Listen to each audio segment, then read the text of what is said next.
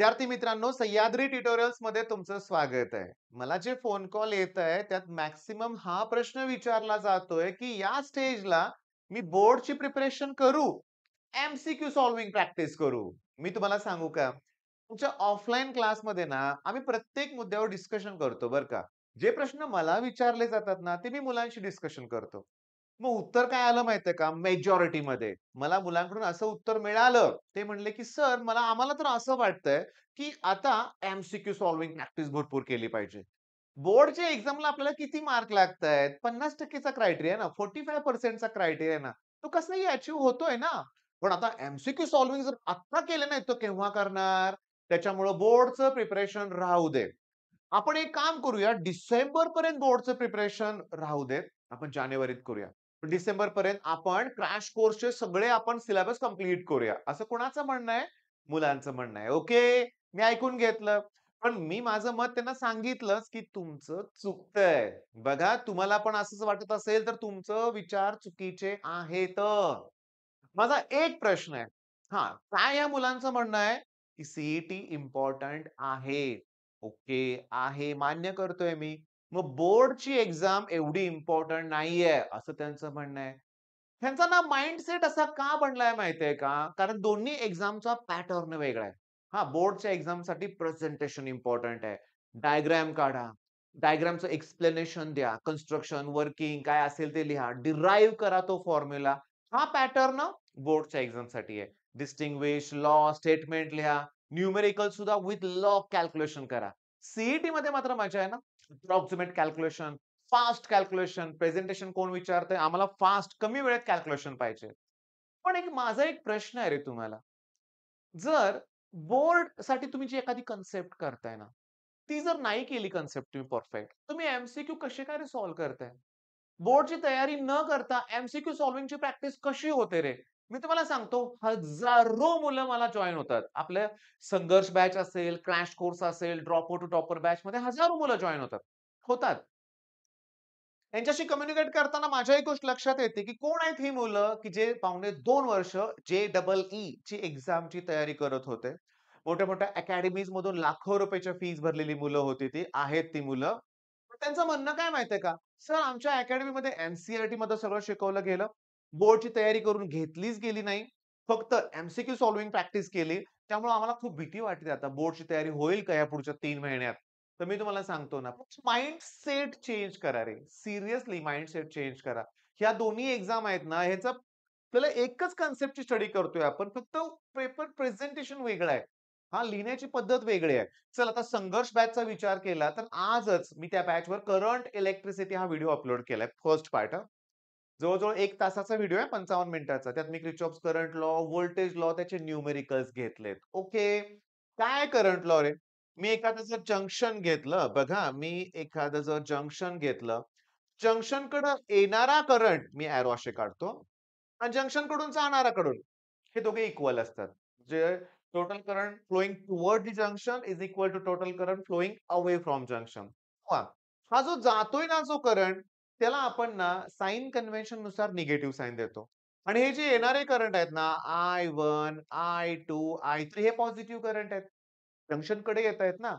मग सगळ्यांची जर मी अल्जेब्रिक सम केली, तर हे तिघं पॉझिटिव्ह आहेत. पण हा कसा आहे? निगेटिव्ह. पण ह्या तिघांची ॲडिशन आणि ह्याची व्हॅल्यू सेम असणार ना. मग हे तिघं पॉझिटिव्हची व्हॅल्यू समजा +10 येत असेल, तर याची व्हॅल्यू कोण येणार आहे? -10. मग या सगळ्यांचे अल्जेब्रिक सम काय येणार आहे? 0. मग इमिडिएटली तुम्ही जर तुमचं टेक्स्ट बुक ओपन केलं, करूया रे आपण तुमचं टेक्स्ट बुक ओपन रे. मी तुम्हाला सांगतो लक्षात घ्या. ओके, बघा मी काय म्हणतोय ते. पण जर तुमचं टेक्स्ट बुक बघितलं फिजिक्सचं म्हणूया आपण. ओके, थांबा मी पुस्तक ओपन करतो. ठीक आहे. फिजिक्स 12. आपला टॉपिक कुठला आहे? Current electricity. ओके. कसं आहे बघा, मी तुम्हाला सांगतो, की करंट इलेक्ट्रिसिटी हा जो टॉपिक आहे, बेस्ट टॉपिक आहे बरं का. जो मी तुम्हाला सांगतो 9वा टॉपिक आहे. 214 पेज नंबर आहे. ओके. ठीक आहे, मिळाला करंट इलेक्ट्रिसिटी. इथं तर स्टेटमेंट आहे. तर शांतपणे इथं एक न्यूमेरिकल आहे बरं का. इथं एक न्यूमेरिकल आहे. आपण ना एक व्हिडिओ अपलोड केलाय, प्रिंटिंग मिस्टेक आहे बरं का, लक्षात घ्या.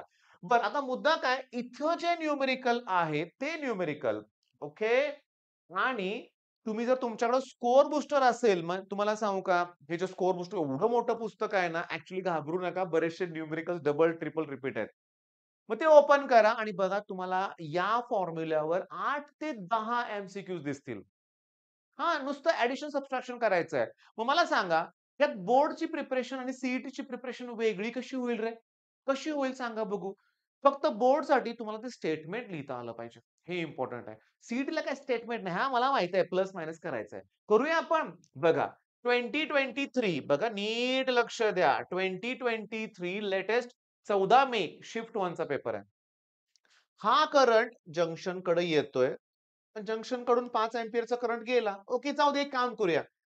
येणारे करंट किती आहेत बघा 5 आणि 4. ओके, हा पण करंट येतोय, हा पण करंट येतोय. मग 5 आणि 4 9 अँपिअर. जाणारा करंट कुठला आहे? हा इकडं 3 अँपिअर आहे. ओके आणि प्लस 5 अँपिअर आहे. हा म्हणजे ऑब्व्हियसली इकडं आता समजून घ्या. जरा हळू एक्सप्लेन करतो. जंक्शनकडं एक काम करूया. असं प्लस मायनस काय नको. साधं आहे रे. 5 अँपिअर येतोय. 4 अँपिअर येतोय. 9 अँपिअर झाले. 9तले इकडे गेले 3 उरले 6. 6तले इकडे गेले 5 उरलं 1. मग इकडे जाणारा करंट 1 अँपिअर असणार आहे. मग P कडून Q कडे जाणार आहे. सिंपल. चला. पुन्हा तसलाच प्रश्न. पण 9 तारखेचा आहे शिफ्ट वेगळी आहे लक्षात घ्या. म्हणजे बघा ना, हे येते ना परीक्षेत पण. म्हणजे बघा 10 अँपिअर आलंय. हे 2.5 अँपिअर म्हणजे 12.5 झालं. ओके. अजून 5 आलंय. मग 10 आणि 5 15. एक काम करूया रे. 10 पैकी 6 गेले, 4 उरले. ओके. पण पुन्हा तेच गोंधळ होतोय माझ्याच लक्षात घ्या. ओके, जाऊ दे. 10 हे सगळे करंट येतात. त्यातनं या तिघांची ॲडिशन करा. त्यातनं 6 मायनस करा. मग उरलेला जो करंट आहे तो इकडे जाणार आहे. ओके. तो 11.5 येतोय का बघा. ओके. तुम्ही व्हिडिओ करायच्या अगोदर मी जस्ट सोडून बघितलं होतं बरं का. थांबा ना, आपलं कन्फ्युजन काय? काय चाललंय आपलं? आपलं चाललंय मी बोर्डची तयारी करू का सी ओके. तर मी म्हणतोय माझं कन्क्लुजन आहे, की हे जरा थोडंसं ना बोल्ड करून तुम्हाला सांगतो लक्षात घ्या. मी काय म्हणतोय ते बघा तुमच्या लक्षात येतंय का बघा. काय लिहिलंय वाचा. Both exam. दोन्ही परीक्षेची तयारी करायची आपल्याला लक्षात घ्या. पहिला कन्सेप्ट क्लिअर करायची. ओके.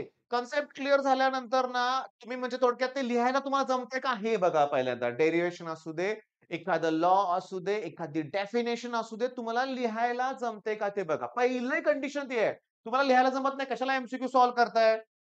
नाही तसं करू नका. पहिला लिहायची तयारी करा. त्याच्यानंतर काय करा, की टेक्स्ट बुक मधले प्रॉब्लेम सॉल्व्ह करा. त्याच्यावर बेस्ड बोर्डला एक्झाम आहे तसे येतात एक्झाम्पल आणि सी पण येतायत. दुसरा पॉइंट झाला.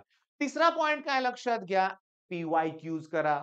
मग ब्रह्मास्त्र आहे, स्कोर बूस्टर आहे, टार्गेट पब्लिकेशन आहे, वाय लर्न ॲप्लिकेशन आहे, मार्क्स ॲप्लिकेशन आहे, एक्झाम गोल ॲप्लिकेशन आहेत. किती ॲप्लिकेशन, किती पुस्तकं आहेत. कुठलं तरी एक सोर्स वापरा. पी-वाय-क्यूज सॉल्व्ह करा, कॉन्फिडन्स बिल्डअप करा आणि त्याच्यानंतर टेस्ट. टेस्ट दिल्याच पाहिजेत लक्षात घ्या. त्याशिवाय इव्हॅल्युएशन होणार नाहीये आणि ही स्ट्रॅटेजी मी तुम्हाला सांगतो. क्रॅश कोर्सवर आम्ही काय करतोय, मी तुम्हाला क्लिअरली सांगतो. पर वीक आम्ही त्यांना शेड्यूल देतोय. पण माझं 31 डिसेंबर पर्यंत शेड्यूल तयार आहे. 31 डिसेंबरला आमचा क्रॅश कोर्सचा सिलेबस संपणार आहे. हां. त्याच्यानंतर जानेवारी महिन्यामध्ये रिव्हिजन होणार आहे. बोर्डची पण होणार आहे आणि पण इथं सगळ्यात इम्पोर्टंट आहे drop out to topper batch. म्हणजे drop out to topper batch मधल्या मुलांना ठीक आहे जानेवारीत एक काही दिवस इकडे-तिकडे होईल बरं का. डेडलाईनच्या इकडे-तिकडे होऊ शकतं. पण जानेवारी, फेब्रुवारी, मार्च, एप्रिल 4 महिने ड्रॉपर टू टॉपर बॅच मधल्या मुलांना मिळणार आहेत. विचार करा फुल लेंथ टेस्ट किती होऊ शकतात. अरे रिझल्ट लागलेलाच आहे. तुम्ही अजून देखील कोर्स घेतला नसेल तर कोर्स घ्या. सगळा प्लॅन माझ्याकडे तयार आहे आणि मी काय करतो, की कन्सेप्ट क्लिअर केल्यानंतर पी-वाय-क्यूज आपल्या क्रॅश कोर्समध्ये होतायतच. आता लक्षात घ्या, की सगळ्यात महत्त्वाचं, की संघर्ष बॅचमध्ये बोर्डची प्रिपरेशन छान होते. मी कसं लिहायचं 3 शब्द consider, let, we know that. आम्ही सोप्या भाषेत ते शिकवतोय सगळं. तुम्हाला काहीही विचारायचं असेल, तर तुम्ही मला बॅचेसशी रिलेटेड काही असेल, तर माझा नंबर देतोय इथं. या नंबरवर कॉल करा आणि व्हिडिओच्या एंडमध्ये सांगतोय, की दोन्ही एक्झामची तयारी करा. दोन्ही एक्झामची तयारी करा. बोर्ड, सी मी असं करतो, तसं करतो, काही प्लॅन करू नका. Organic chemistry. जेव्हा कुठलाही ऑर्गॅनिक मधला टॉपिक केला, डेफिनिशन, क्लासिफिकेशन, आय-यू-पी-एस-सी नॉमेनक्लेचर करणार ना, ते येतंय की परीक्षेमध्ये. रिएक्शन करणार म्हणजे कुठला कॅटलिस्ट वापरतो हे तुम्हाला माहिती आहे ना. तेच विचारतात ना परीक्षेमध्ये. सॉलिड स्टेटचे न्यूमेरिकल बोर्डसाठी करणार ना, तेच येतात की सी-ई-टीमध्ये. फक्त सी-ई-टीसाठी अप्रॉक्सिमेट कॅल्क्युलेशन, बोर्डसाठी लॉग टेबल हे इम्पोर्टंट आहे. आलं का ध्यानात तुमच्या? अरे सगळं सोपं आहे रे. मी असताना काळजी करू नका. मला खूप आवडलं. मी विचारला होता काल एक प्रश्न, की कोणता सब्जेक्ट तुम्हाला जास्त अवघड वाटतोय? तर एका मुलानं कमेंट केलं होतं, की तुम्ही असताना मला काही अवघड वाटत नाही. मग आपलं हे जे काही रिलेशन तयार झालेलं आहे, त्याबद्दल मी तुमचा आभारी आहे. तुमचा सपोर्ट मिळतोय. 2,00,000चा टप्पा नक्की लवकर ओलांडणार आहे आपण. नक्कीच तुमच्या सपोर्टनं. मग हा व्हिडिओ आवडला असेल तर लाईक नक्की करा. जास्तीत जास्त मित्रांबरोबर व्हिडिओ शेअर करा. All the best.